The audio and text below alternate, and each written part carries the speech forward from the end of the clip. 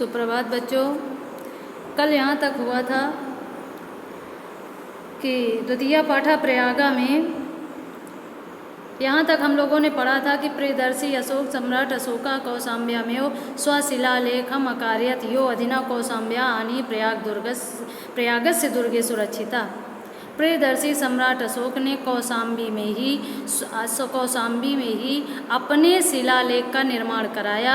यो अधुना जो आज कौसाम्बी से आनी ला करके प्रयागस्य दुर्गे सुरक्षिता, प्रयाग के दुर्ग में सुरक्षित किया गया। अब इसके आगे देखते हैं कि गंगायाः पूर्वं पुराण प्रसिद्ध से महाराजस्य पुररवसः राजधानी प्रतिष्ठानपुरम झुंसी इत्या आधुनिक नामना प्रसिद्धम अस्ति। गंगायाः पूर्वम, गंगा के पूर्व पुराण प्रसिद्ध महाराज पुररवा की राजधानी प्रतिष्ठानपुर झुंसी इति ऐसे आधुनिक नाम से प्रसिद्ध है। गंगा के पूर्व में पुराण प्रसिद्ध महाराज पुररवा की राजधानी प्रतिष्ठानपुर झुंसी ऐसे आधुनिक नाम से प्रसिद्ध है। यस्य प्रतिष्ठा, जिसकी प्रतिष्ठा अद्यापि आज भी विदुषाम विद्वानों महात्मानांच और महात्माओं द्वारा स्थित और अक्षुण्य है। जिसकी प्रतिष्ठा आज भी विद्वानों और महात्माओं द्वारा आज भी अक्षुण्य है। इतिहास प्रसिद्ध नीति निपुण मुगल शासका अकबर नामा दिल्ल्याः सुदूरे पूर्वस्यां दिश स्थित्योः कड़ा जौनपुर नामकयोः समृद्धयोः राज्योः निरीक्षणं दुष्करं विज्ञाय तयोर्मध्ये प्रयागे गंगा यमुनाभ्यां परिवृतं दृढ़ं दुर्गम अकार्यत गंगा प्रवाहाया चास्य रक्षणाय विशालं बंधम अकार्यत। इतिहास प्रसिद्ध नीति निपुण मुगल शासक अकबर ने दिल्ल्याः सुदूरे, दिल्ली से दूर पूर्वस्याम दिश, पूर्व दिशा में स्थित कड़ा जौनपुर नाम के समृद्ध राज्य का निरीक्षणम दुष्करम विज्ञाय, निरीक्षण यानी देखना कठिन जान करके तयोर मध्य, उसके बीच में प्रयाग में गंगा यमुनाभ्याम, गंगा और यमुना के परिवृतम बीच में दृढ़ मजबूत दुर्गम अकार्यत दुर्ग का निर्माण कराया था। इतिहास प्रसिद्ध नीति निपुण मुगल शासक अकबर नाम के शासक ने दिल्ली से दूर पूर्व दिशा में स्थित कड़ा जौनपुर नाम के समृद्धशाली राज्य का निरीक्षण दुष्कर जान करके, कठिन जान करके उनके बीच में प्रयाग में गंगा यमुना से घिरा हुआ एक मजबूत दुर्ग का निर्माण कराया था। गंगा प्रवाहा च अस्य रक्षणाय विशालम बंधम अकार्यत, और गंगा प्रवाहा च अस्य, गंगा और गंगा के प्रवाह को से रक्षणाय रक्षा के लिए विशाल बंधम अप्यकरोत, विशाल बांध का निर्माण कराया था। गंगा के प्रवाह को रोकने के लिए अर्थात गंगा के प्रवाह से इसकी रक्षा के लिए विशाल बांध का निर्माण कराया था। यो अद्यापि, जो आज भी नगरस्य गंगायाश्च मध्ये सीमायु स्थितो अस्ति, जो आज भी नगर और गंगा के बीच में, नगरस्य नगर के गंगायाश्च और गंगा के मध्य बीच में सीमायु स्थितो अस्ति, सीमा की तरह स्थित है। जो आज भी नगर के और गंगा जी के बीच में सीमा की तरह स्थित है। अयमेव प्रयागस्य, ये ही प्रयागस्य नाम स्वकीयस्य इलाही धर्मानुसारेण इलाहाबाद इत्याकरोत। यह ही अयम एव, इसने ही प्रयागस्य, प्रयाग का नाम स्वकीय से अपने इलाही धर्म के अनुसार इलाहाबाद किया था। इसने ही प्रयाग के नाम को अपने इलाही धर्म के अनुसार इलाहाबाद किया था। इदम दुर्गम अतीव विशालम सुदृढ़म सुरक्षा दृष्टिया च अति महत्वपूर्णम अस्ति। इदम, ये दुर्ग अत्यंत विशाल, सुदृढ़, मजबूत और सुरक्षा की दृष्टि से अत्यंत महत्वपूर्ण है। यह दुर्ग अत्यंत विशाल है, मजबूत है और सुरक्षा की दृष्टि से महत्वपूर्ण भी है। भारतस्य स्वतंत्रता आंदोलनस्य इदम नगरम प्रधान केंद्रम आसीत्। भारत का स्वतंत्रता आंदोलन का इदम, यह नगर प्रधान केंद्र था। भारत की जब स्वतंत्रता आंदोलन हुआ था तो उसमें बताया गया कि भारत के स्वतंत्रता आंदोलन का यह नगर प्रधान केंद्र था। श्री मोतीलाल नेहरू, महामना मदन मोहन मालवीय, आजाद उपनाम चंद्रशेखरः, अन्ये च स्वतंत्रता संग्राम सैनिकाः अस्यामेव पावन भूमौ स्थित्वा आंदोलनस्य संचालनम् अकुर्वन्।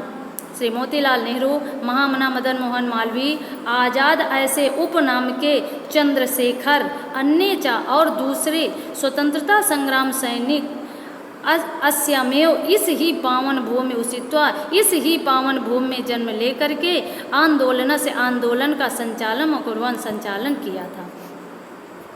अन्य चा स्वतंत्रता संग्राम सैनिका और दूसरे स्वतंत्रता संग्राम सैनिक इस ही पावन भूमि में जन्म लेकर के आंदोलन के संचालन का कार्य किया था। राष्ट्र नायक से पंडित जवाहरलाल से इयं क्रीड़ा स्थली कर्मभूमिश्च च। राष्ट्र नायक पंडित जवाहरलाल नेहरू और की यह क्रीड़ा स्थली और कर्मभूमि है। राष्ट्र नायक पंडित जवाहरलाल नेहरू की यह क्रीड़ा स्थली भी है और कर्मभूमि भी है। अगला देखते हैं, राष्ट्रभाषा हिंदी प्रचारे। राष्ट्रभाषा हिंदी के प्रचार में संलग्नम लगे हुए हिंदी साहित्य सम्मेलनम, हिंदी साहित्य के सम्मेलन अत्र स्थितम, यहीं पर स्थित है।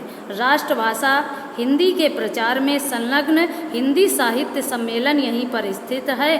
अत्रयुचा अनेक सहस्त्र संख्याई, और यहीं पर अनेक सहस्त्रों यानी हजारों की संख्या में देश विदेश विद्यार्थी भी, देश और विदेश के विद्यार्थियों से परिवृतः घिरा हुआ विविध विद्या पारंगतैः, विविध विद्याओं से पारंगत विद्वद्वरेण्यः और विद्वानों द्वारा उपशोभितः सुशोभित च प्रयाग विश्वविद्यालय भी भरद्वाजस्य प्राचीन गुरुकुलस्य नवीनम रूपम सुशोभिते, और भरद्वाज का प्राचीन गुरुकुल नवीन स्वरूप में भी सुशोभित होता है।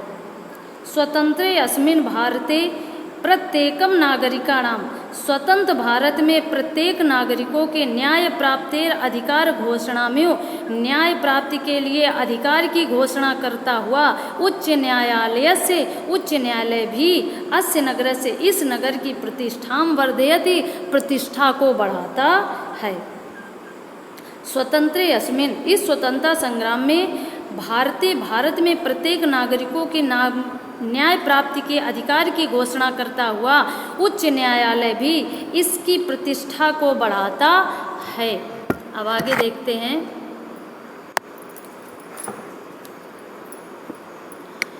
एवं इस प्रकार गंगा यमुना सरस्वती नाम पवित्र संगमे स्थितस्य भारतीय संस्कृते केंद्रस्य च महिमानं वर्णयन् महाकवि कालिदासः सत्यमेव अकथयत्। एवं इस प्रकार गंगा यमुना और सरस्वती के पवित्र संगम में स्थित भारतीय संस्कृति का केंद्र स्थान महिमानम वर्णयन, केंद्र स्थान है और इसकी महिमा का वर्णन महाकवि कालिदास ने सत्य ही किया है।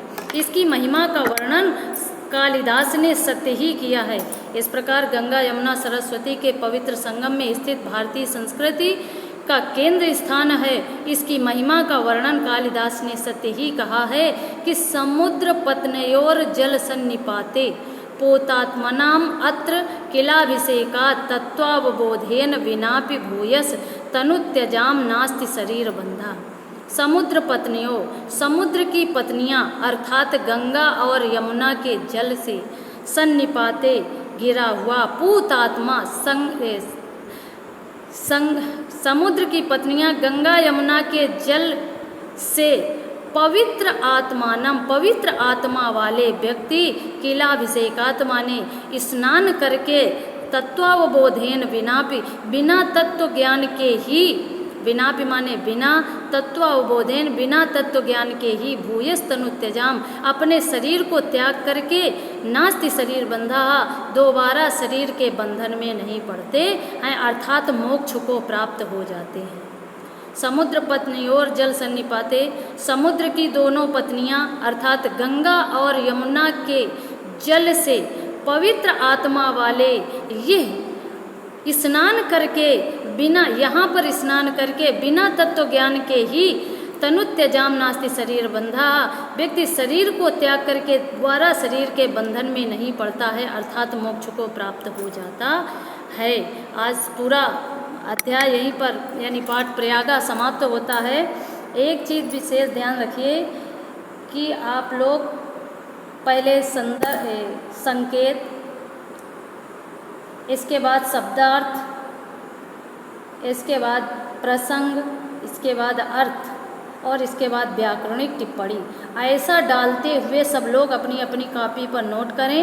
और जो लोग आकर के अपनी कॉपी चेक करवाना चाहें तो एक एक दो दो लोग आकर के अपनी अपनी कॉपी मूल्यांकित करवा सकते हैं और कॉपी को मूल्यांकित करवा लें आकर के।